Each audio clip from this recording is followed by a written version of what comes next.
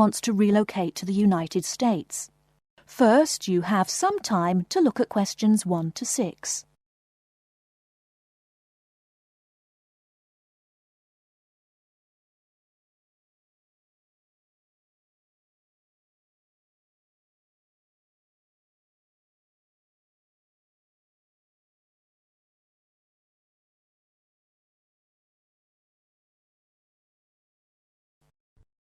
Listen carefully and answer questions 1 to 6. Good morning, and how can I help you? Good morning. My name is Sandra da Costa. I'm a first-year student and I'm a bit confused about a few things. I was told by a lecturer to come here. Okay then, take a seat, Sandra, and let me see how I can help you. Because this is your first year here, I'll need a few personal details. What did you say your name was again? Sandra da Costa. Is that Sandra? No, it's spelt with an O. So that's S-O-N-D-R-A. Mm-hmm. And can you spell your surname, please? It's D-A-C-O-S-T-A. Is that all one word? No, it's 2 words actually. Fine. And are you living on campus or in other accommodation? I'm living in university residences in Bramble House, the one on the main campus, room number 13. How are you finding it so far? Much better than I expected. I have quite a large room and we have a shared kitchen and bathroom. The other students I've met seem really friendly. That's good to hear. I think you've made a wise decision living on campus. Now just a few more details and then we can go on to discuss what's worrying you. Where are you from? My mother is from South America, but I was born in the north of Spain. That's interesting. And one more thing. Do you have a number we can contact you on in emergencies? Yes, I have a mobile number. It's 07764 543302. Let's just check that. Did you say 07764 543332? No, it's 543302. That's fine, Sandra. Thank you. That's all the information I need for the moment. Before you hear the rest of the conversation, you have some time to look at questions 7 to 10.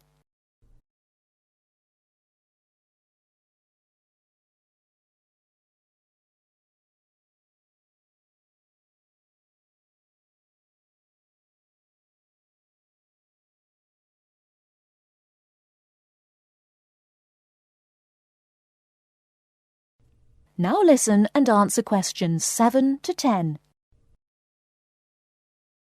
So, how can I help you? Well, I'm really worried about how I'm going to cope with university life. I mean, I feel like I don't know what's going on. Don't worry, Sandra. Most undergraduates feel like this in their first week. Well, maybe if I knew the campus a bit better, that might help. Do you have a map of the campus? Yes, I was given one during orientation week, but to be honest, I don't really understand it. Well, let's look at it together. Okay, we are here now in Dalton House. Opposite this building is the arts block, where you'll find the computers. The computer rooms are open from 9 a.m. till 10:30 p.m. weekdays, but closed on the weekends. Are there no other computers on campus? There are a few in the library that are available throughout the year, except Sundays. To get to the library, you keep going down University Lane, past the science block on your left. Opposite the science block are the chemistry labs, and the library is just on the right, next to Lab B. Fine. Another important building is the Students' Union. Turn left into Newton Drive. There are some trees and a little outside cafeteria. The Students' Union is just behind this. One thing I must check, have you sorted out your fees yet? Well, I filled in a direct debit form, so I suppose that means everything is fine. Probably, but you should go to the finance office just to make sure. It's at the end of Newton Drive. You'll need some identification, your passport or student ID. And is there a bank on campus? Yes, it's open normal banking hours and there is a 24-hour cash machine. The bank's in Isaac Street, which runs parallel to University Lane, where we are now. Go past Lecture Hall B and the bank is opposite, just before you get to Lecture Hall A. Great. Probably the best thing to do is to walk around and familiarise yourself with everything. Don't worry, it won't take you long to settle in. I'm sure you're right. I feel a lot better. I also need you to fill in this form for the tutorial file. Take it away with you and then make an appointment to see me again and we'll go over it. My telephone number is on the form here at the bottom of the page. You can ring me anytime between 9 a.m. and 3:30 p.m. from Monday to Friday, except on a Thursday when I'm only available in the morning.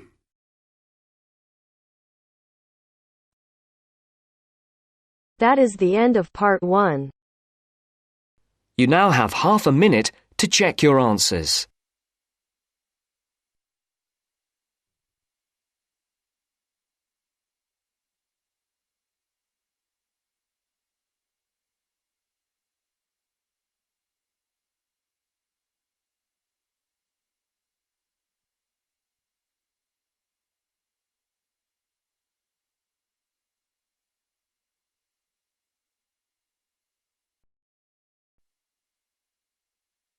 Now turns to part 2. Part 2. You will hear a radio interview about a lakeside resort. First, you have some time to look at questions 11 to 15.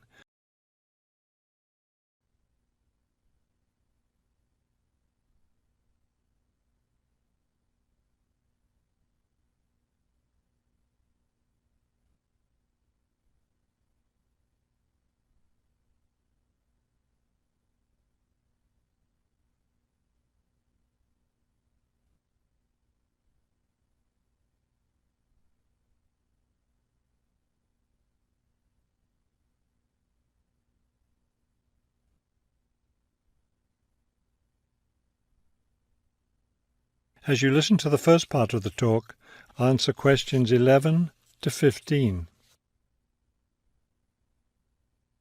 Good afternoon, and welcome to today's show. The warm months are with us, and many of you are getting ready to plan vacation trips. To help you with that, we have a special guest today, Robert Sampson, director of the Golden Lake Resort. Robert, I understand Golden Lake is a popular place for families to spend their vacations. Yes, families enjoy spending time at Golden Lake. Many come back year after year. We have a spectacular location and fun activities for both children and adults.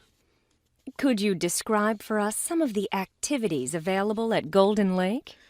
We have a lot of water activities, of course, since we're right on the lake. We have a pleasant sandy beach for swimming. We also have canoes and sailboats available, and many of our guests enjoy boating on the lake. I imagine water skiing would be popular among your guests. Actually, we don't permit water skiing in the resort area. It can be dangerous for swimmers and for the canoeists too. We do have a great location for fishing, though, and you'll often see guests fishing from our dock or from the canoes. That sounds very relaxing. What about activities on land? Do you have facilities for tennis? We had tennis in the past, but the courts fell out of repair, and since we found that most of our guests weren't interested in the game, we closed the courts down. So that's no longer an option. And naturally, because of our location in the woods, we don't have an adequate area for a golf course. But I'd like to let your listeners know that we'll be adding a new activity this year. We've made an arrangement with the local stable, so now we're going to have horseback riding available for our guests. We've created several riding trails around the lake. That sounds lovely. Now, what about rainy days? What can your guests do when the weather's bad? We have a games room and a crafts room. When the weather's rainy, some of our very talented staff members offer arts and crafts classes for all ages. What fun! Do you offer any other classes or activities? Before you hear the rest of the talk, you have some time to look at questions 16 to 20.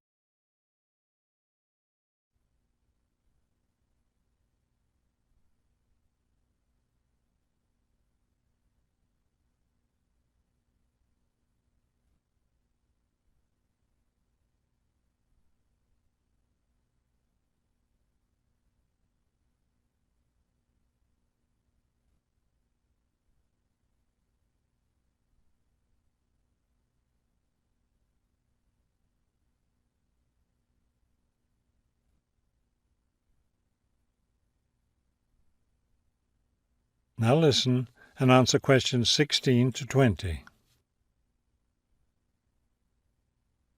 We have a weekly schedule of evening activities which anyone can attend if they choose. Every Sunday we show a film, always something that's suitable for the whole family. Monday's my favourite night because that's dessert night. Our cook prepares a variety of desserts and we get to taste them all. I'd like to be there for that. Yes, it's great. We get more serious toward the middle of the week. Our discussion night is on Tuesday. Discussion night? Yes, we discuss different current events depending on what's happening that week in the news. Then on Wednesdays we have lectures. We invite different experts to talk about local history or nature topics. This is actually one of our most popular evening activities. We found that our guests are really interested in learning about the local area. It sounds quite interesting. Yes, we've had some excellent speakers. Thursday nights are totally different because that's when we play games. That's especially fun for the children. The children love Fridays too, because that's talent show night. Everyone gets in on that. Staff, guests, everyone. It looks like you have a lot of fun at Golden Lake Resort. We do. And we end every week with big fun, with a dance on Saturday night. Now I understand a little more why Golden Lake is such a popular place for family vacations.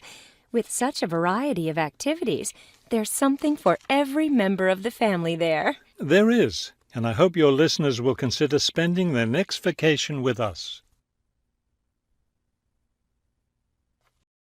That is the end of part 2.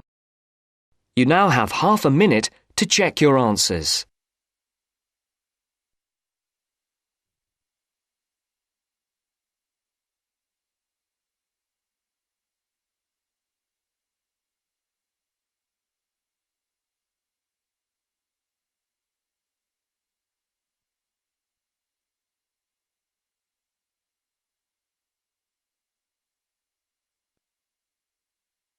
Now turns to part 3. Part 3. John has applied to train as a teacher and is being interviewed. In this stage of the interview, the interviewer will discuss John's previous studies and work experiences. First, you have some time to look at questions 21 to 25.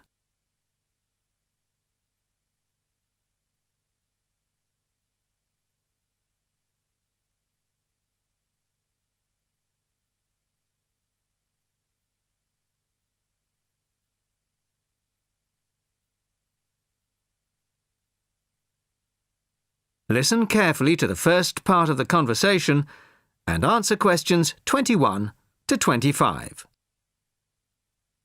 Hello, come in and take a seat. You are John Evans? Yes, I am. Well, as I'm sure you're aware, the purpose of this part of the interview is to go over your CV and talk a little further about your previous studies and experiences. Yes. So, your first degree was in French, of course? Yes, with a minor in film studies. An interesting combination. Mostly French films, presumably? Well, European cinema in general, but with a bias towards French cinema. Ah, and your degree took 4 years? Yes. In the third year, I was an exchange student at Bruges University in Belgium. I was there for a full academic year, 9 months. Right. Well, you graduated 2 years ago and then you took some time out, as it were. Yes, I spent 6 months as a volunteer working on restoring historic buildings in France. Oh. Was that with a well-known organisation? They're called Restoration Vacations here, but they operate under different names in several countries. I think they're quite well known. So, it was a 6-month vacation, really? No, I went for a week, but really liked it, and I got asked to stay on as a translator. Because I could speak French quite well, it was my job to liaise between the owners of the buildings and the English-speaking volunteers. That must have been a very enjoyable experience. Before you hear the rest of the conversation, you have some time to look at questions 26 to 30.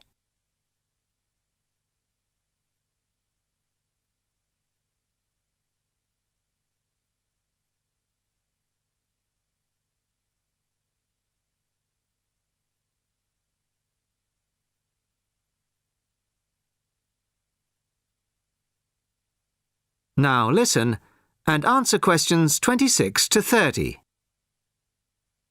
Well, it was certainly a very enjoyable experience to begin with, but after the first 3 months or so, I actually got a bit bored. I was talking about the same things every day. Bricks, cement, window frames, that kind of thing. It wasn't really stretching my French. Also, I wasn't getting paid, just free accommodation and food, plus some pocket money. Oh, I see. So then you started working for a bank in Paris. BCFC, I think. Yes. Were you doing entirely translating again? Well, translating was the major part of it, mostly from English into French this time. Official documents, letters, that kind of thing. Much more challenging. But I was also in charge of coordinating the translation work going on in the bank's offices in Switzerland, Belgium, and other parts of France. What did that involve? It was simple, really. I just had to keep track of what had been translated in each office. To save wasting time having the same document translated twice in different offices. So, you stayed there for a year and a half, and then you left. Why was that? Simple. To apply for this course. I see. Why give up a secure job in Paris to train as a teacher here? I've always imagined that I'd be a teacher, really. I loved being in Paris, but I wouldn't want to spend the rest of my life working for a bank.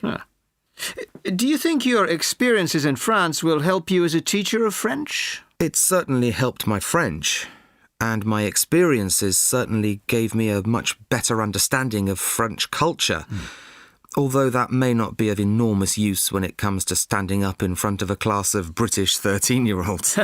Perhaps not. Thank you very much. The next stage of the interview will be conducted by my colleague in room 207. That is the end of part 3. You now have half a minute to check your answers.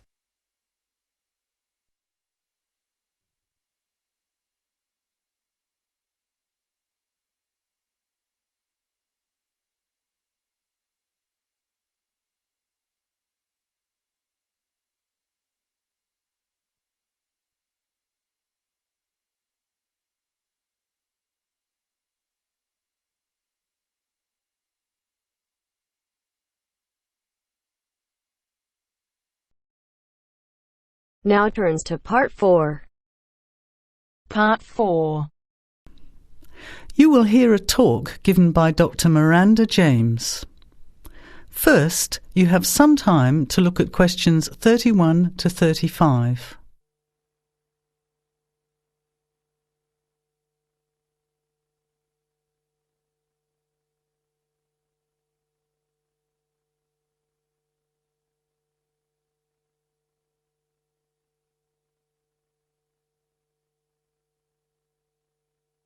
Now, listen carefully to the talk and answer questions 31 to 35. Good afternoon, everybody, and welcome to the first in a series of talks we have arranged for the Overseas Students Association this semester. Dr. James has very kindly agreed to speak to us today on the topic of public speaking, and judging from the large numbers of you here, it's clearly a subject of great interest and relevance.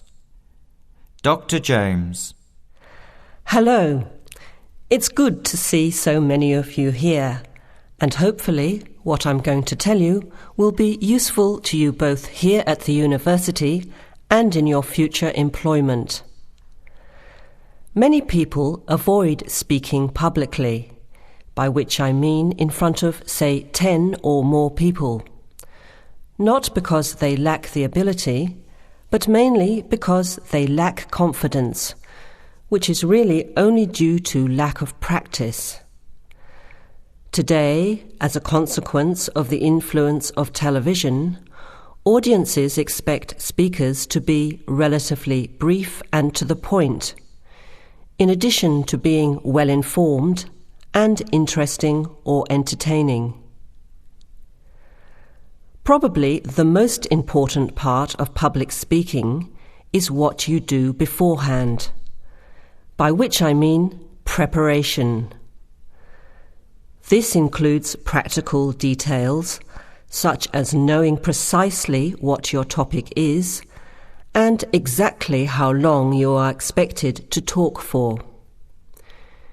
You should also plan the content thoroughly. A good strategy is to write out the content as you intend to say it, and then make brief notes, preferably on small cards, which you use to talk from. This way you sound more natural. You incorporate pauses while you look at your notes, and you can then look at your audience while you are speaking. Never read your speech without looking at the audience. Eye contact is a very important part of communicating with an audience. So deliberately move your head and look around at your audience. Pauses are important, as most people, when they are nervous, tend to rush through their speech. Now you have some time to look at questions 36 to 40.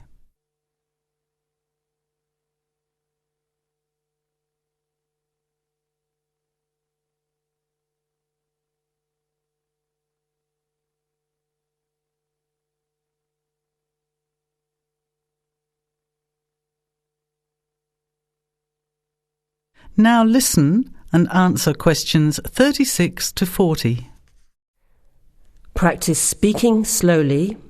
This gives you more time to pronounce your words correctly.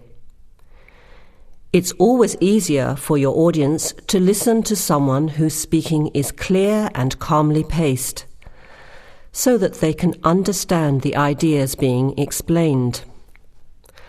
And the bigger the group, the more slowly you should speak.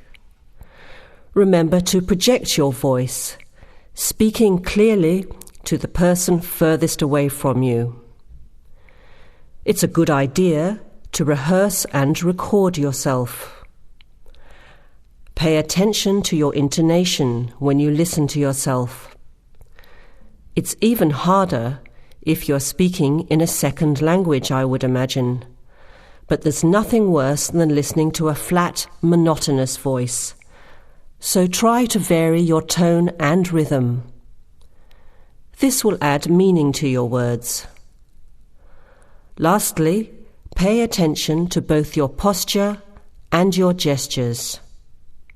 A confident person stands or sits in a small group with their head up, chin out, and shoulders back. Try to avoid scratching or fiddling with your hair or beard, or pens, jewellery, and so on. These movements can distract and irritate your audience. Yet you may be unaware of them yourself.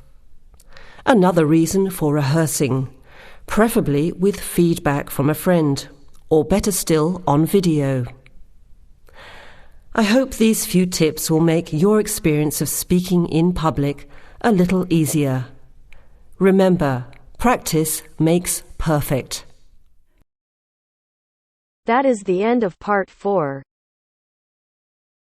You now have half a minute to check your answers.